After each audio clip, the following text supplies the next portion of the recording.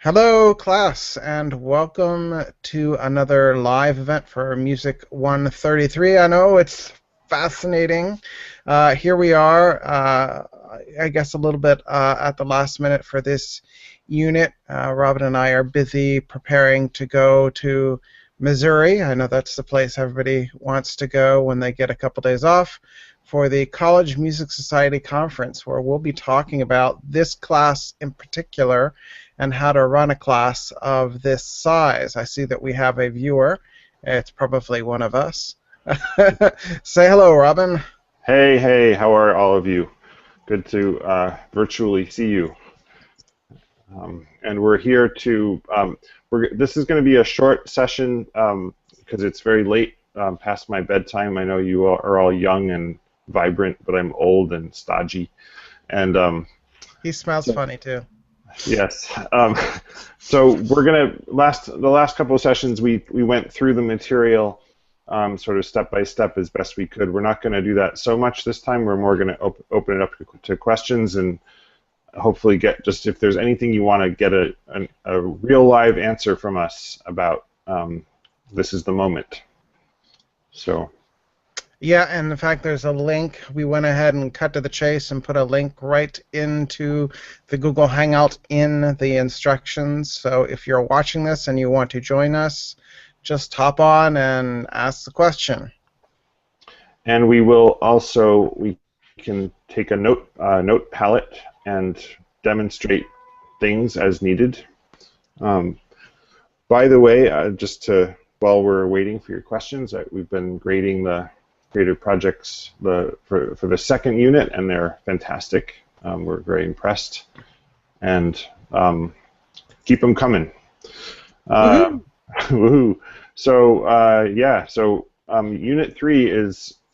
There was a question at one point about whether the course is cumulative, and as you've now seen in Unit 3, it really builds from Unit 1. Unit 2 is kind of an outlier in terms of being about timing and rhythm instead of notes and pitch.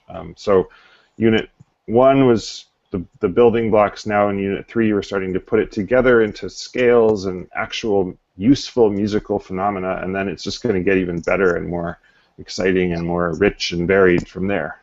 We're stacking the Legos now. Unit 1, we gave you the little Lego pieces, and now we're stacking them. Yeah, exactly. Stacking. We're not building any houses yet, and that's not gonna be crazy. But we can stack them. Duplo. That's it. Yeah. Yeah. So Should we get right to it? Should we make a major scale, Robin? why don't we do that? Yes. And Yeah. would you like me to do the honors since I have Well, you have the note palette, so why don't yeah. you I show will the note share my palette? screen. But don't go too fast. Start with something simple. Okay, we'll start with. Don't get crazy on me here now. Okay, so tell me what major scale I should build. Can you see the note palette? Is it visible? Let's see. Should be. I'm seeing it in my little screen. Yes, I see the note palette. All right, But I'm gonna mute my mic because it's pulling over to me when I'm talking. I'm gonna go crazy. No, I'm not. I was gonna use the C clef, but that's just too crazy for this kind of time of night. I am gonna use the bass clef, however, because sometimes is a propensity among music theory students to not be as familiar with the bass clef. So I am going to build a B flat major scale, and I'm going to start with the tonic B flat right there on the second line of the bass clef, and Bam. bam. So as you know, I hope the way to build a scale. One of the things we always tell people is that a scale has to have one of every note name.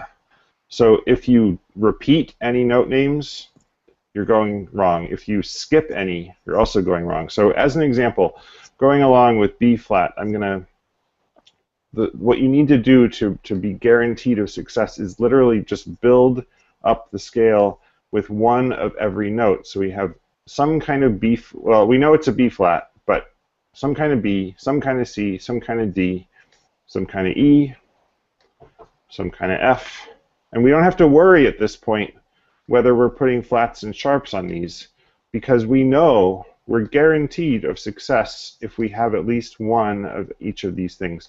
Because we know it's the B flat scale, we know it's a B flat. So now what? Well, we analyze where we have whole steps and half steps, and then we make it match by adding flats or sharps.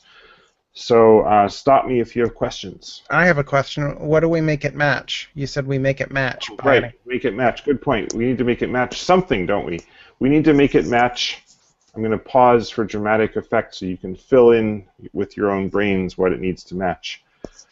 Yes, you got it. The major scale pattern.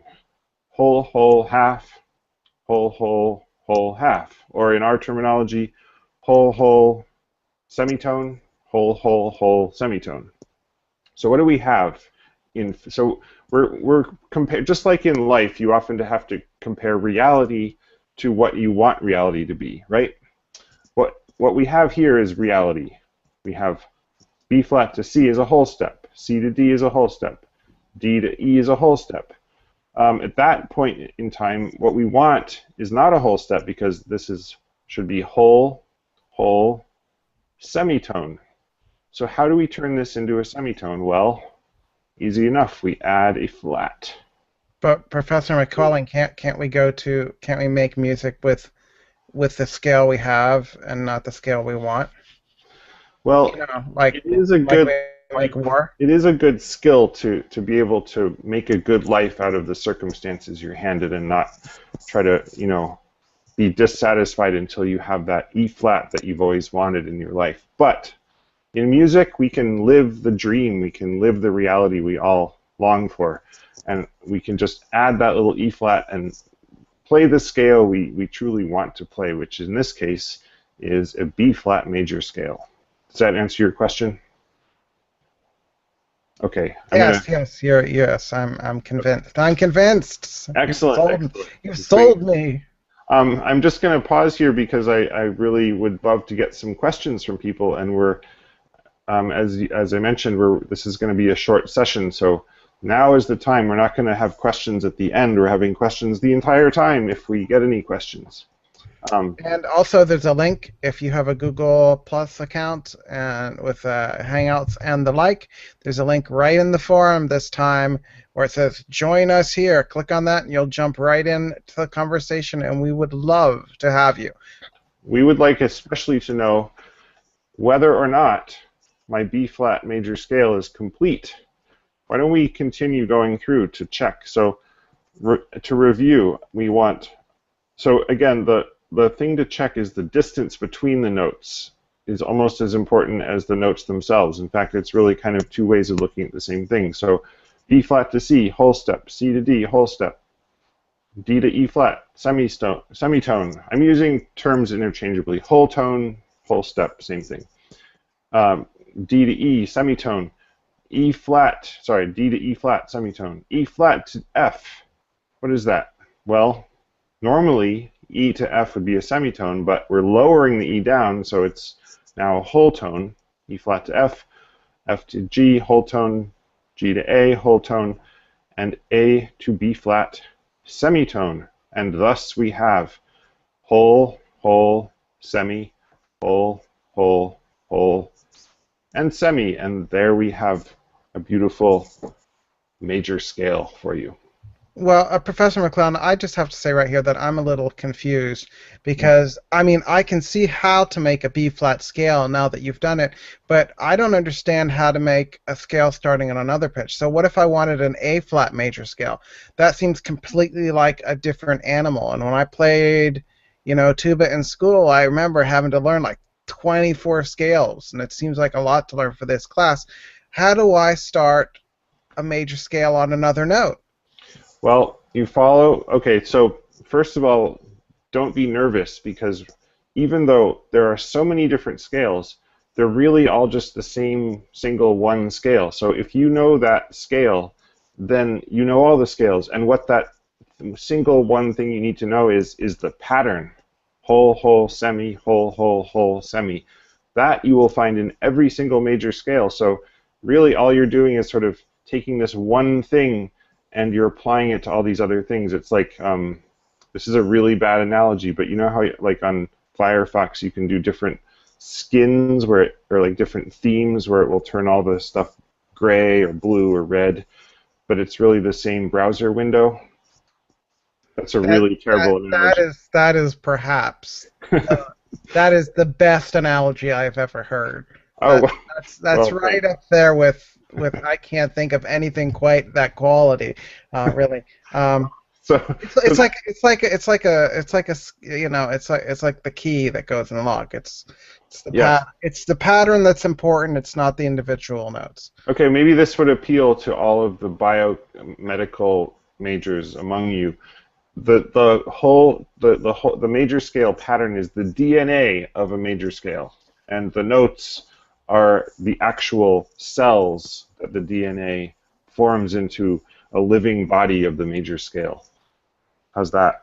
I think we should probably stop with the Okay. analogies. Anyway, Yeah, so we're music people. I think well, we are having some questions though, and maybe we could oh, good. check out some of those, and then if there's some time, we can go back and hit minor scales. Yeah, But we're having requests for key signatures and the circle of fifths. and time signatures. Time signatures. I'm Well, gonna I think say I'm kind of assume that they meant key signatures yes. I think there. you probably So meant that. So key signatures. The, the circle of fifths, if you know the circle of fifths, you can build key signatures. So you have your questions are right to be thinking that way. So I'm going to build a little circle of fifths on the staff, even though it won't really be a circle. It will be the same thing. So it's the best we can do with this little note palette. Is that a good plan, Dr. Wilcox? Do you approve of this approach? yes, please go for it. So I'm going to start with C, which is on the circle. Imagine the circle of fifths in your head, or even better, pull it up in the lesson and look at it while we talk.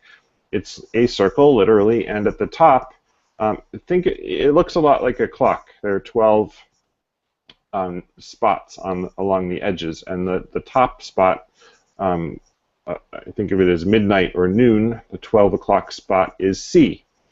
And when you go up a fifth, and this has to be 5 notes in the. So this is a key thing which you'll find. How do I say this? It has to be 5 notes away in the scale of the previous note. So if you have C, go up 5 notes, C, D, E, including C. C is 1, D is 2, E is 3, F is 4, G is 5. That's the next stop over to the right on the circle of fifths. And Maybe you should take a second and pull it up. I think that might make it a that little. might be better, yeah. Yeah. I mean, we've discussed that notes around the circle of fifths. We're going to build scales a fifth apart, 5 notes apart. But let's actually pull it up and talk them through that, and then hit key signatures. And maybe we should cheat. I said maybe we should cheat. Maybe we should teach them the cheaty little ways of doing the scales, figuring out the key signatures. Yes, I couldn't agree more. Let me see. Where are we? Circle of fifths, lesson 5. Can you see my lesson that I just opened up? Is it showing? Yes, it is. Okay. So we have all these charts with scales that show the relationships of the scales. That's sort of what I was trying to just reconstruct. So I'm not going to slow down to go through those. I want to get right to the circle itself because it's so beautiful and elegant. And it basically shows, like I said, it's like a clock, and the distance between the notches along the edges are 5 notes of the scale. And the important thing to keep in mind is that if you're going from C to G, you're staying in the C scale. If you're then going from G to D, you're staying in the G scale, which means you now have 1 sharp you're dealing with. When you get to D, you add another sharp. each time you go along, you add another sharp, and that's really the essential thing. Going the other direction, you add flats. So, Dr. Wilcox, would you like to jump in with any handy tricks? Well, I mean, ultimately the circle of, well, first of all, if I'm talking, the circle of fifths is no longer up there, so I'm gonna keep it short. But the circle of fifths is just a tool to help you conceptualize how scales are built and how the sequence works. So every notch along clockwise, essentially it's going to start a new scale a fifth above the previous scale. So C, D, E, F, G, G, A, B, C, D, D, E, F, G, A. So every third above, and essentially you can count, you can count the letters of the alphabet. But essentially, this is showing you the closest related scales. So the closest related scales to C is F below and G above. Now, why do I say they're the closest related? Well, C has 0 flats, 0 sharps. But if you add a single sharp, you get a G major scale. So it has all the same notes in it except one. The C has an F and the G has an F sharp. Same thing with the F major scale. The F major scale is below. The C has no sharps and flats, but the F will have a single flat, B flat. So the B natural of the C major scale becomes a B flat. So essentially, what it shows you essentially is how close scales are from one another. So at the far side of the B, at the bottom of the circle, we have the F sharp. And maybe we want to pull that back up again. Well, I've been using the gap to build a little G major scale because I want to relate the circle of fifths to key signatures, and I just want to show you something. So this is what I'm building right here is a G major scale. Let me know if you can't see it. And it has 1 sharp. Now, jumping back to the circle of fifths, you can see the 1 sharp. I think the single most useful thing about the circle of fifths is to help you remember the order of the keys and the order of the sharps in the key signatures. The tricky thing is that it's one sort of off. So what do I mean by that? Just take a look at the circle of fifths. C has no sharps or flats. G has 1 sharp. But what sharp is it? Well, it is F sharp. Now, D has 2 sharps. What sharps are they? They're F sharp and C. So G has F sharp, D has F sharp and C sharp, A has 3 sharps, F, C, and G. And if you keep going, the order of the sharps that you add is the same as the order of the keys, but kind of offset. So that might sound more confusing than helpful, but just remember that when you're adding sharps to a key signature, go in the same order that you see the keys in the circle of fifths. You're just starting in a different place. Same thing with the flats. F has 1 flat, and that flat is B flat, the flat of B flat. B flat has 2 flats, and they are B flat and E flat. So again, the order is the same. I hope that makes sense. Because I just wanted to relate. I wanted to show you how key signatures can be derived from the circle of fifths, and that's partly why the circle of fifths is so useful. Daniel's asking us, is there any way to read a key signature? And I would say yes, and I'm going to jump to the lesson on key signatures because there are a couple of tricks that are very easy. Whoops. And there's a trick for sharps and there's a trick for flats. And I'm going to use this to show you the trick for flats. So take a look at this key signature. It has 6 flats, 1, 2, 3, 4, 5, 6. And just as an aside, notice that they go in the order of the circle of fifths: B flat, E flat, A flat, D flat, G flat, and C. On the circle of fifths, you have B, E, A, D, G, and C. Anyway, the trick is that if you're going, you always go left to right in key signatures. So left to the right. And as you're going left to right, the second to last flat is the tonic of your key. That's the trick for flats. So in this case, we have B flat, E flat, A flat, D flat, G flat, and C flat. The second to last one is a G flat, and that is the tonic, and this is the key signature for G flat major, or possibly E flat minor, but that's another topic for another time. Let's get to the trick for sharps. This is a handy graphic in the key signatures lesson to help you remember the relationship between the circle of fifths and key signatures.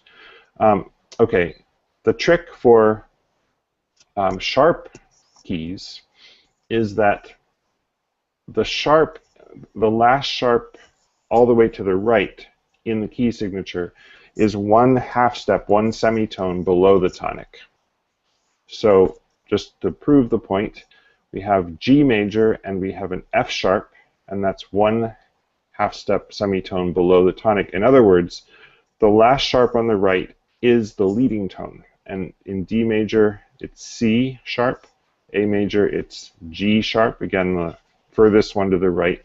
E major, it's D sharp, furthest to the right. B major, it's A sharp, and so on. So the trick for flats is second to last flat to the right, from the right, is the tonic. Sharps, the trick is very last sharp on the right is one note below the tonic. I hope that answers that.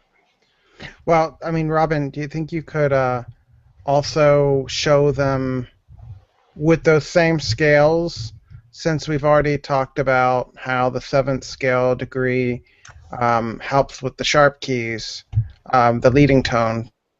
Do you think you could go ahead and mention how to find the how to find the minor key? Yeah, let's quickly touch on that. So that's less. Maybe a mention of parallel and relative. Yeah, very briefly, parallel and relative. So parallel means that, and this is a case where the terminology actually really makes sense if you think about it. Parallel means that the major key, C major, and in this case C minor, share the same tonic. So they're moving in parallel up from the same note, which is C. What happens is that they actually have different notes in them in some cases because of the difference in the minor scale pattern. But they move in parallel with each other from the same tonic. The key thing to remember is parallel minor equals same tonic. Now, relative minor, this is one of my favorite musical terms because I'm going to go back to DNA. A major key and its relative minor, in this case C major and A minor, literally are relatives in that they share the same notes. They have the same, they're made of the same stuff. If you just list all the notes, C, D, E, F, G, A, B, C, those are the same exact notes as you have in the A minor scale. The only difference is where they start. So C major starts on C, A minor starts a minor third, sorry, I'm jumping a unit ahead. It starts 3 notes below in the same scale. So that's the key thing. Parallel minor starts, they both start on the same pitch, but they have different notes. Relative minor, they are literally relatives, like twins sharing the same kind of, going back to DNA. So one twin would be kind of sad and grouchy, and the other would be kind of happy all the time. Exactly. And we've all met twins like that. Because they started out in different places, so they have different outlooks. One started up on C, the other one got started a little behind down on A, and it feels a little sad about that. But you can just count down from the tonic C, B, A. Yeah, So you can just count down to the sixth scale degree of the tonic scale, and that's your relative minor. Relative exactly. minor always starts on the sixth scale degree of any major scale. So if you're in C major, you go sixth tonic, or sorry, you go C is tonic, B is leading tone, and then A, the sixth scale degree, would be where that would be that submediant, and submediant's where the minor, the relative minor scale is built. And one thing that this is kind of a preview for the Unit 4 on intervals. Yeah, a But much easier unit, by the way. Just in general, that's the one people generally have the yeah, easiest time with. It's pretty straightforward. yeah. But just to mention, this is I'm showing right now the relative major minor relationship between B major and G sharp minor, and I want to point out that let's say you're starting on B major, which is the red notes. If you go 6 notes up, including B, B, C sharp, D sharp, E, F sharp, G sharp, that is actually the same exact note as starting from the higher B and going down 3 notes, B, A sharp, G sharp. So when we say go up 6 notes or go down 3 notes from the tonic, it's the same thing. Those are equivalent because of octave equivalence. So those are you can choose your poison if you prefer to go down 3 notes from the tonic. People tend to find that easier because it's a shorter distance. But if you prefer to go up 6 notes, you'll get to the same place.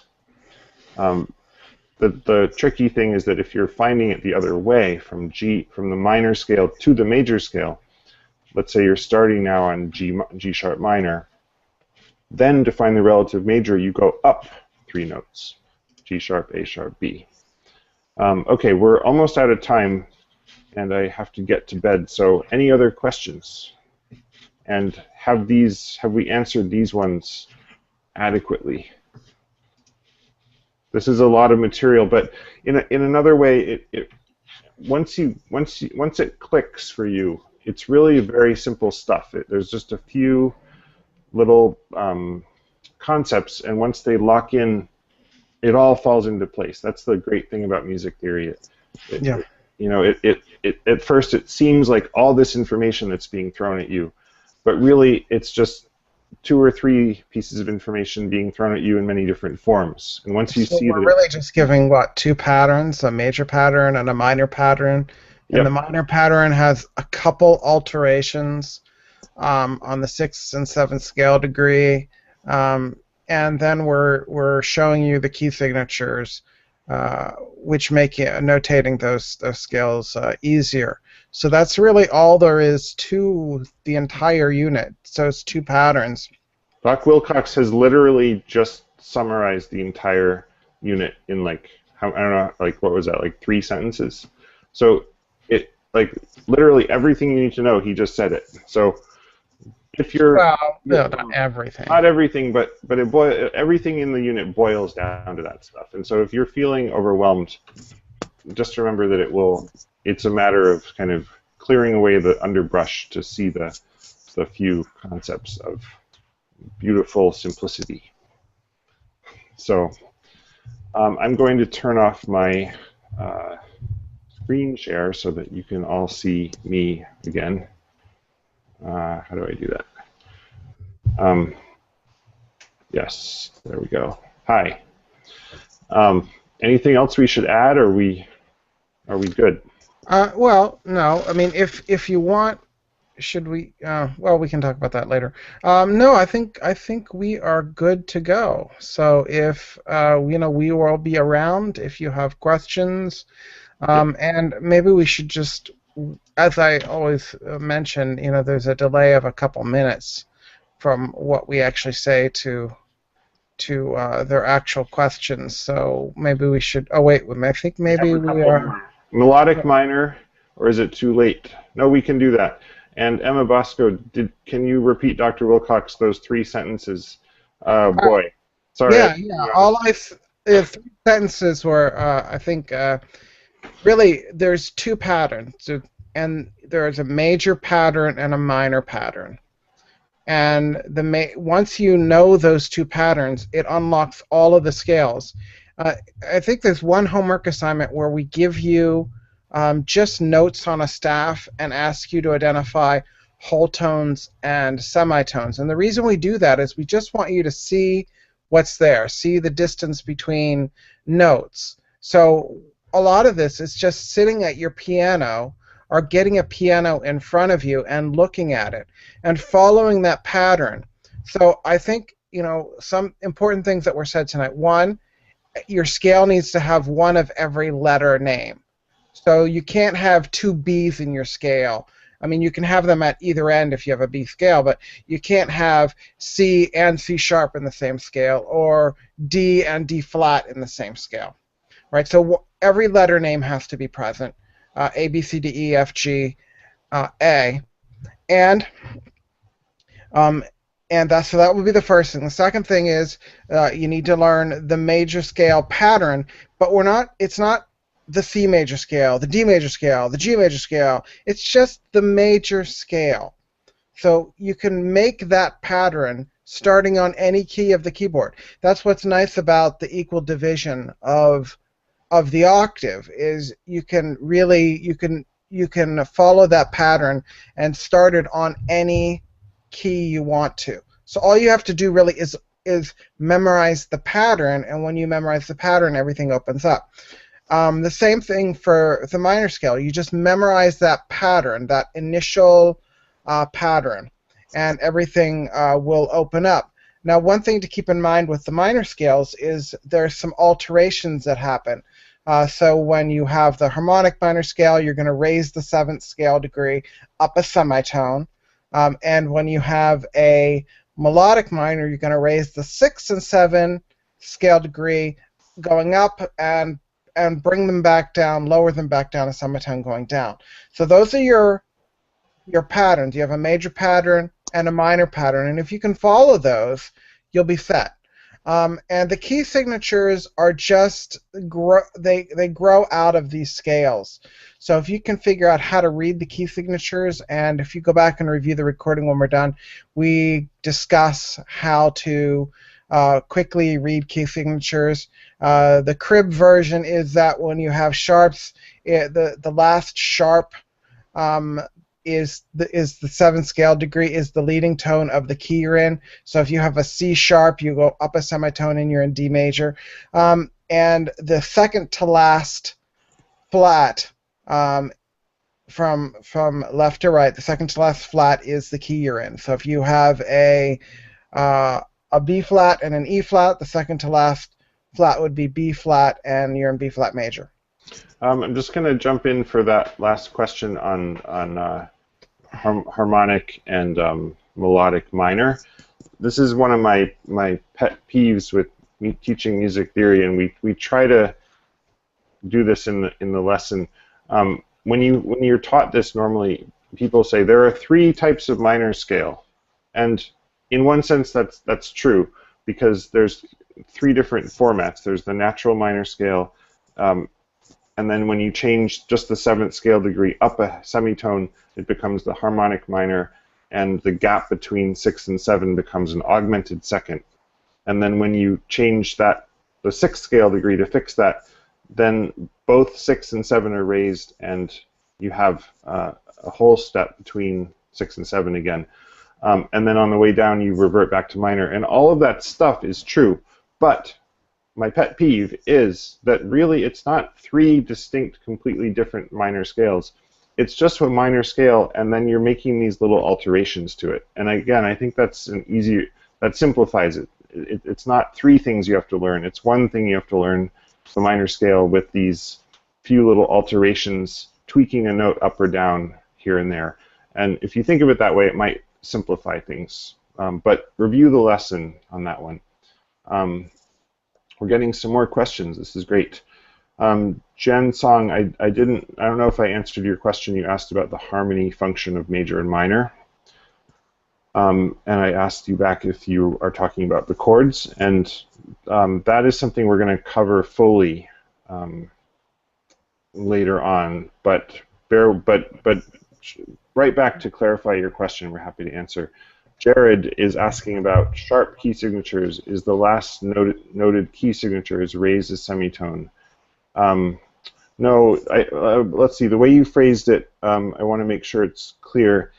It's not that you are raising it a semitone and that's the tonic. It's that the next scale degree up from that last sharp in the key signature is the tonic. So, for example, in D major, C sharp is the last sharp to the right, and it's not that you're raising the C sharp, it's that you're going up a semitone from the C sharp to D, which is the next note in the scale. It's a little bit different than what we mean when we say raising a note a semitone. That's like that's like saying that you have F and you're raising it to F sharp, but it's still the fourth degree in the scale. Do you have some key signatures still available that we could look at real quick? I went to the natural minor, harmonic minor thing, so I got away from that a little bit, but let me go back. I hope that my little pet peeve lecture on harmonic and melodic was helpful. Again, it's just that it's simpler than it seems sometimes. Okay, Jared, let me get to a good example. Yeah, so can you see my screen? Yep, we're good. Okay, so I'm going to go to D major here. C sharp is the last sharp on the right, and if you track over this little C right here is a sharp. It's C sharp because of the key signature. Go up one, maybe a better way to think of it is go up one note in the scale, and that's your tonic. So if you were just handed this key signature out of the blue, you could say the last note on the right is a C sharp. What's the next note up that's a semitone away from C sharp? And that's D, and that's your tonic. So I hope that clarifies. The terminology thing can be a little tricky sometimes, so hopefully that clears that up. But I really got to get to bed, so I think we got to cut this a little short. We're getting great questions. Is there anything else that we need to just touch on quickly? And you can continue to ask questions here, and that's not a problem. Both Professor McClellan and myself will be traveling tomorrow, going to the same conference. But that does not mean that there is not Wi-Fi in airports and the like, so if you have any questions, please feel free to drop us a line or ask them below, or go back and review the video if you didn't catch all of it. And remember that Piazza is a great way to help each other out too. So even if you're not, if you're feeling confident about the material, keep an eye on Piazza. Maybe some of your fellow students will have questions and you can help them as well.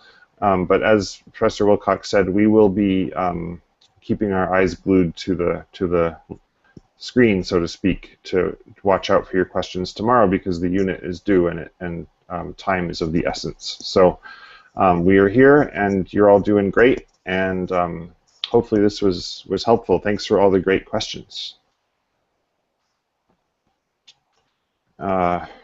And with that, maybe we should say good night. Yeah, again, we're always glad to have you here, and for those of you who were watching, it was nice to have you. And you're always welcome to jump in and join us, and that would be great. In fact, it's so much better if you just jump in and join us. Otherwise, we just ramble. If you jump in and join us, we can talk you through and figure out the exact question you're having. And rest assured, if you're having the question, other people are having that question too. So Never be shy. Again, good luck getting through the material. Remember that we are here and we are flexible and we want to see you succeed and do well, so please do not be shy about asking us, if you're having trouble. Just go ahead and do it. Absolutely. And keep up the good work, everyone. Yep. And good night. Good night.